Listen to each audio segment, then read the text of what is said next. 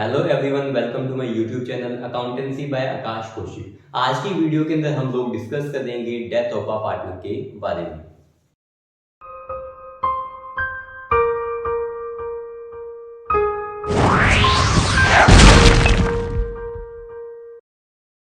Death of a partner के बारे में कुछ इंफॉर्मेशन आपके बोर्ड पर दी गई है, चलिए डिस्कस करते हैं। यहाँ दिया गया है partnership comes to an end on the death of a partner but the firm may continue its business with the remaining partners who take share of deceased partner। ये deceased partner important है, क्या होता है मैं अभी आप लोगों को समझाऊंगा। deceased partner in their old profit sharing ratio or in the ratio as decided by them। बहुत सिंपल भाषा में लिखा गया है कि पार्टनरशिप का बच्चों क्या हो जाता है, एंड हो जाता है। कब हो जाता है? जब एक पार्टनर की बिजनेस में क्या हो जाती है, डेथ हो जाती है। तो पार्टनरशिप का एंड हो जाता है कब? जब एक पार्टनर की क्या हो जाती है बच्चों, डेथ हो जाती है। बट द फर्म में continue its business, but business चलता रहता है। एक पार्टनर की डेथ हो गई, पार्टनरशिप के अंदर एक पार्टनर की डेथ हो गई, बट बिजनेस फिर भी चलता रहेगा। उसको चलाएगा कौन? Business with the remaining partner, जो बचे हुए पार्टनर्स हैं वो बिजनेस को रन करेंगे। Who take share of the deceased partner, share किसका मिलेगा? Deceased partner. ध्यान दे बच्चों, डिजीज्ड पार्टनर क्या होता है? आप लोगों ने सीखा था एडमिशन के अंदर, जब एक पार्टनर बिजनेस के अंदर आता था, जब एक पार्टनर बिजनेस में आता था हम उसको नाम देते थे एडमिटेड पार्टनर्स। क्या नाम दिया जाता था? Admitted partner. ठीक है, जब एक बिजनेस के अंदर एक पार्टनर आता था उसको कहते थे एडमिटेड पार्टनर। फिर हमने chapter number 6 retirement of a partner सीखा था। इनकी जब एक बिजनेस से एक पार्टनर जाना चाहता है, एडमिशन में एक पार्टनर आना चाहता था, रिटायरमेंट में एक पार्टनर जाना चाहता है। तो जब एक पार्टनर जाना चाहता था तो उसे क्या कहते थे? जब चला जाता था तो उसे कहते थे रिटायरिंग पार्टनर। क्या कहते थे? Retiring partner. अब देखो, एडमिशन में एक पार्टनर आना चाहता था, रिटायरमेंट में एक पार्टनर जा रहा है, और क्या नाम है जो थर्ड हमारा चैप्टर है, क्या है? डेथ ऑफ अ पार्टनर में इसमें वो चला ही गया। ठीक है, जब एक पार्टनर चला ही जाता है तो उसे कहते हैं बच्चों डिजीज्ड पार्टनर। यानी कि एक पार्टनर की अगर बिजनेस में डेथ हो जाती है तो उसको क्या नाम दिया जाता है? Diseased partner. ठीक है, तो वह उसका शेयर रिमेनिंग पार्टनर्स को मिलता है in their old profit sharing ratio में, या फिर जो हमारे रिमेनिंग पार्टनर हैं वो डिजीज्ड पार्टनर का शेयर डिसाइड कर लेते हैं कि उसको कैसे डिस्ट्रीब्यूट किया जाएगा आपस में। ठीक है, उसके बाद आप देखेंगे दो चीजों हमने यहाँ पे अपने बोर्ड पर लिखी हैं। क्या लिखा है? Difference between retirement of a partner और डेथ ऑफ अ पार्टनर। इनकी रिटायरमेंट ऑफ अ पार्टनर के अंदर और डेथ ऑफ अ पार्टनर में डिफरेंस क्या है? देखो, दोनों ही केस के अंदर, यहाँ देखिए रिटायरमेंट ऑफ अ पार्टनर और death of a partner, retirement और डेथ के अंदर दोनों में ही बिजनेस से पार्टनर जा रहे हैं। इनकी अकाउंटिंग ट्रीटमेंट ऑलमोस्ट सेम होती है। तो इन दोनों में जी डिफरेंस क्या है? तो आप यहाँ देखिए डिफरेंस लिखा हुआ है, it is voluntary in nature and it can be planned. इनकी रिटायरमेंट अपनी मर्जी से एक पार्टनर ले सकता है। इनके पार्टनर कहता है कि यार मेरा मन नहीं कर रहा, मुझे बिजनेस के अंदर अब काम नहीं करना, तो वो रिटायरमेंट कहता है कि यार मैं 1 साल बाद बिजनेस छोड़ दूंगा, या आफ्टर 6 मंथ, इन 6 महीने के बाद या 3 महीने के बाद जो भी क्लोज साइन हो रखा है पार्टनरशिप डीड के अंदर कि मैं इतने टाइम बाद छोड़ दूंगा। तो रिटायरमेंट लेने के लिए एक पार्टनर क्या कर सकता है? प्लानिंग कर सकता है। ये प्लान्ड हो सकती है retirement, but death of a partner ये प्लान्ड नहीं हो सकती। यूं तो है नहीं कि यार मैं अभी 2 महीने बाद काम पूरा करने के बाद मर जाऊंगा, ये चीज तो पॉसिबल ही नहीं है ना, ये चीज पॉसिबल नहीं है। रिटायरमेंट अपनी मर्जी से हो सकती है बच्चों, पर डेथ अपनी मर्जी से नहीं हो सकती। तो ये प्लान्ड है रिटायरमेंट, डेथ प्लान्ड नहीं है। ये बात समझ में आई? सेकंड पॉइंट यहाँ दिया गया है कि रिटायरमेंट जब हो जाती है एक पार्टनर की, यानी कि जब एक पार्टनर बिजनेस से जाना चाहता है, तो लिखा है कि due amount is made to the retiring partner. जब बिजनेस से एक पार्टनर जाना चाह रहा है, रिटायर होना चाह रहा है, तो उसको जो भी पैसा देना है, उसकी कैपिटल का पैसा देना है, उसके ऊपर इंटरेस्ट ऑन कैपिटल का पैसा देना है, या फिर उसके अकाउंट से जो डेबिट करना है, उसकी ड्राइंग्स को डेबिट करना है, इंटरेस्ट ऑन ड्राइंग डेबिट करना है। ठीक है, रिजर्व के अंदर जो शेयर उसका बनता है वो देना है। जो भी पैसा हमें रिटायरिंग पार्टनर को देना है, जो भी बनता है वो पैसा किसको मिलेगा? रिटायरिंग पार्टनर को ही दिया जाएगा। बट यहाँ केस है हो गया थोड़ा सा अलग, यहाँ केस हो गया थोड़ा सा अलग। यहाँ क्या हो गया, यह लिखा है कि due amount is paid to the legal heir. अब ये लीगल हेयर क्या होता है, बेसिकली क्या होता है कि अगर एक पार्टनर की डेथ हो जाती है तो उसके बिहाफ पर ये पैसा किसको मिलेगा, उसका नॉमिनी कौन है, वो नॉमिनी कौन होता है, उसको नॉमिनी का एक और नाम क्या दिया जाता है, लीगल हेयर। तो मैं लिख देता हूं लीगल हेयर की जगह आपको कुछ नाम और मिल सकते हैं, जैसे लीगल हेयर मिल सकता है, या फिर उसके पैसा जो मिलेगा डिजीज्ड पार्टनर के नॉमिनी को पैसा मिलेगा, या फिर उसको कह सकते हैं लीगल रिप्रेजेंटेटिव, उसके लीगल रिप्रेजेंटेटिव को पैसा मिलेगा, या फिर उसको और क्या कह सकते हैं हम, उसके एग्जीक्यूटर को पैसा मिलेगा। किसको मिलेगा, उसके एग्जीक्यूटर को पैसा मिलेगा।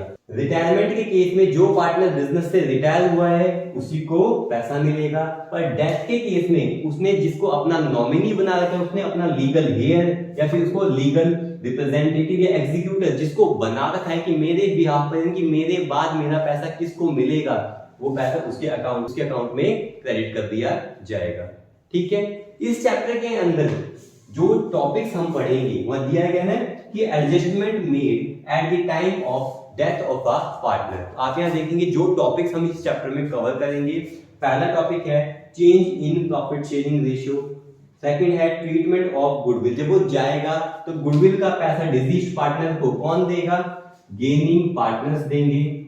ठीक है, गेनिंग पार्टनर ये पैसा पे करेंगे, वो भी किस रेशियो में, गेनिंग रेशियो में, यानी कि जिस पार्टनर को फायदा होगा, जिस पार्टनर को गेन होगा वही पे करेगा गुडविल का पैसा। फिर है इसमें हम सीखेंगे प्रिपरेशन ऑफ रिवैल्यूएशन अकाउंट और सीखा जाएगा। फिर है treatment of reserve accumulated profit and loss के बारे में यहां सीखा जाएगा।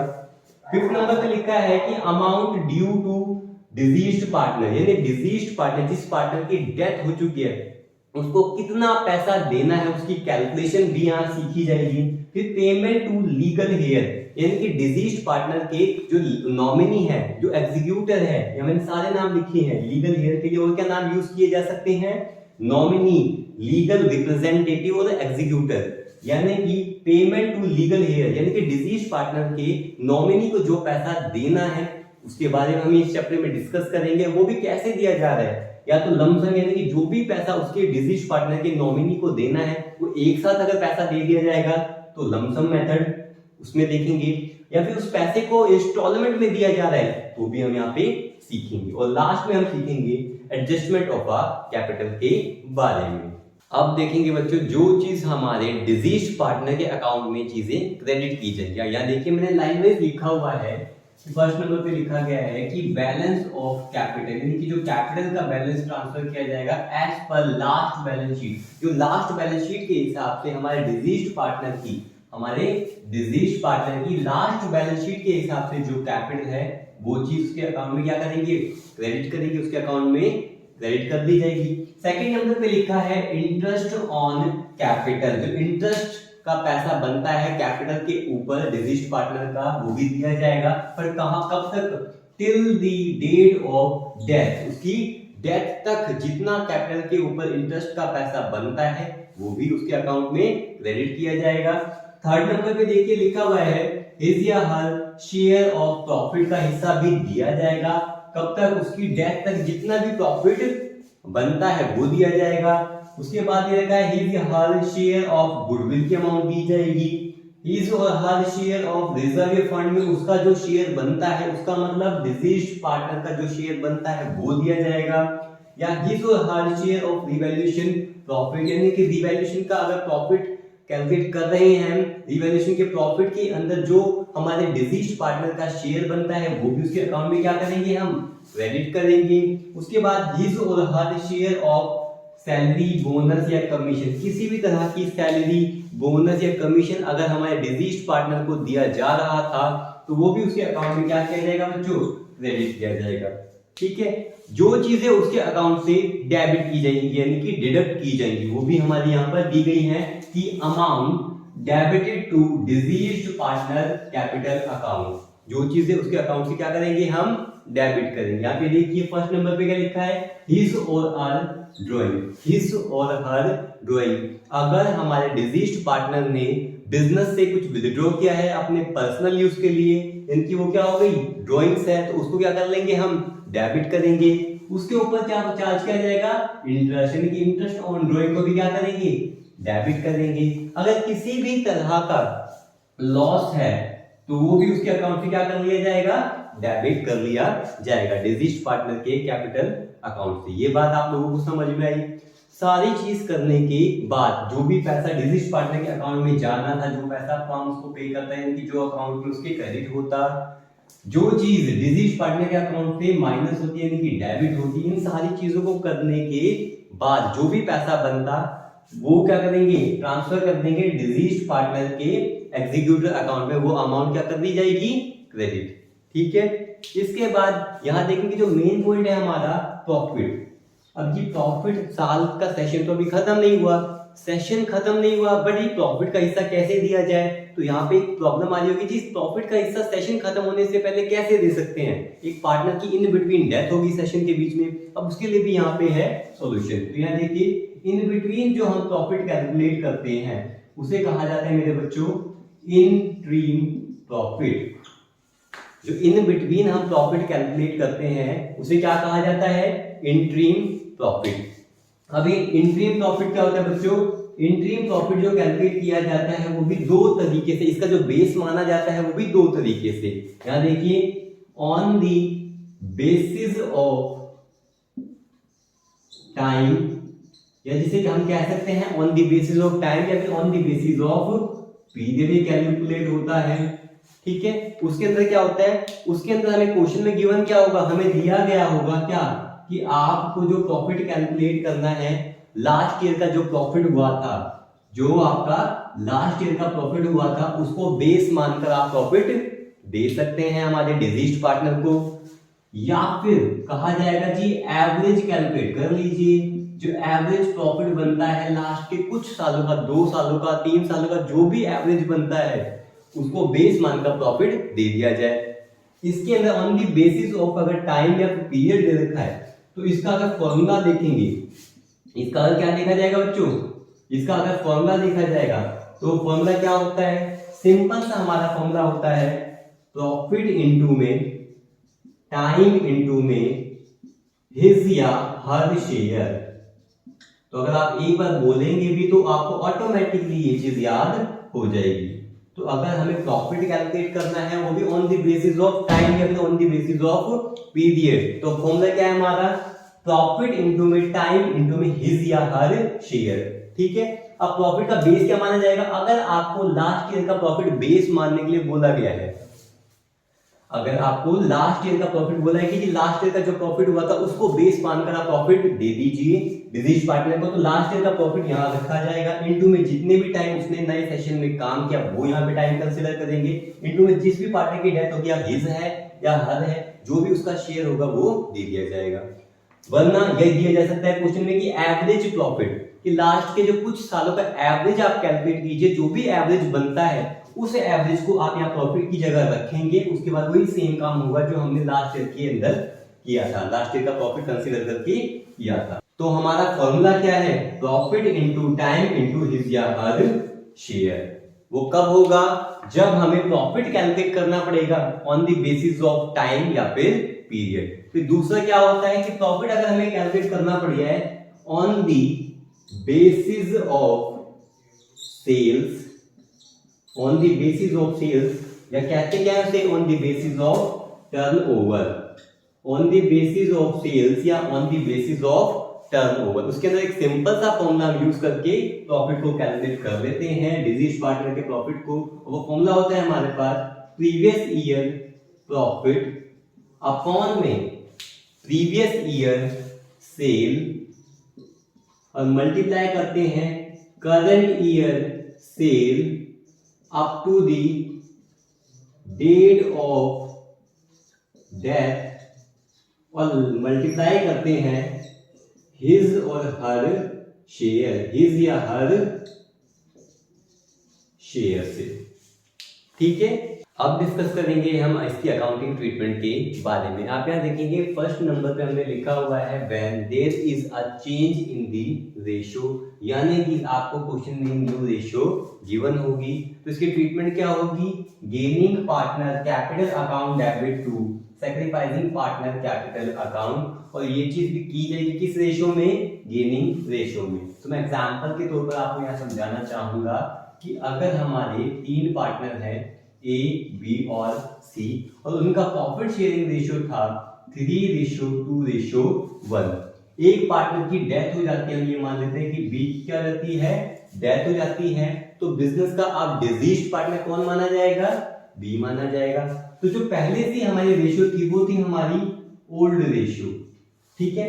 और अगर इस क्वेश्चन के हिसाब से देखें तो चेंज इन दी रेशियो, अगर रेशियो में चेंज हो जाता है यानी कि न्यू पार्टनर की रेशियो, यानी कि न्यू पार्टनर कौन होंगे हमारे, रिमेनिंग पार्टनर, इनकी बी के चले जाने से, बी की डेथ होने से रिमेनिंग पार्टनर कौन बचे बिजनेस में, ए और सी।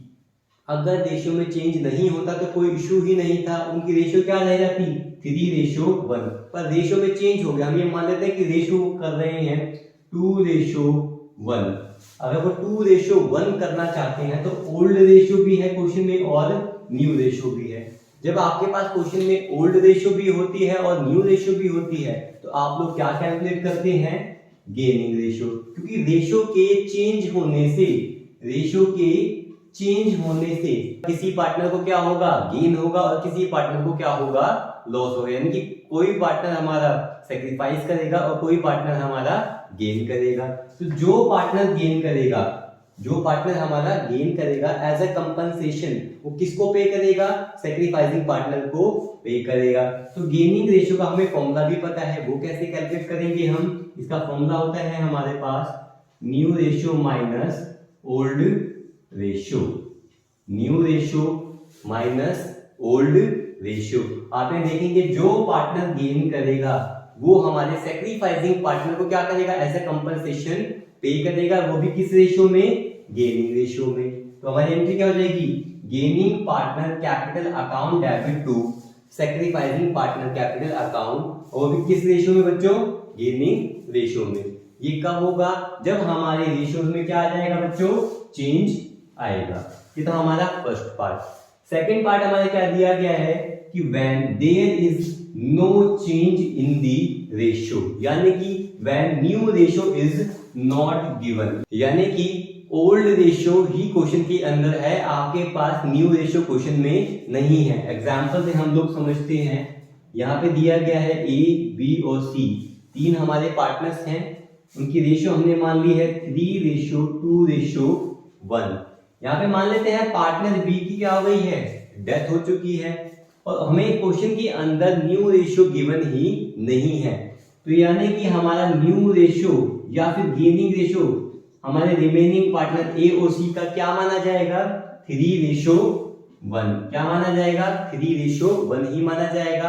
और हम प्रॉफिट की जो ट्रीटमेंट करेंगे वो करेंगे, लिखा जाएगा profit and loss suspense account debit to deceased partner capital account, ठीक है। बाकी के न्यूमेरिकल क्वेश्चन हम लोग डिस्कस करेंगे नेक्स्ट वीडियो में। Thank you.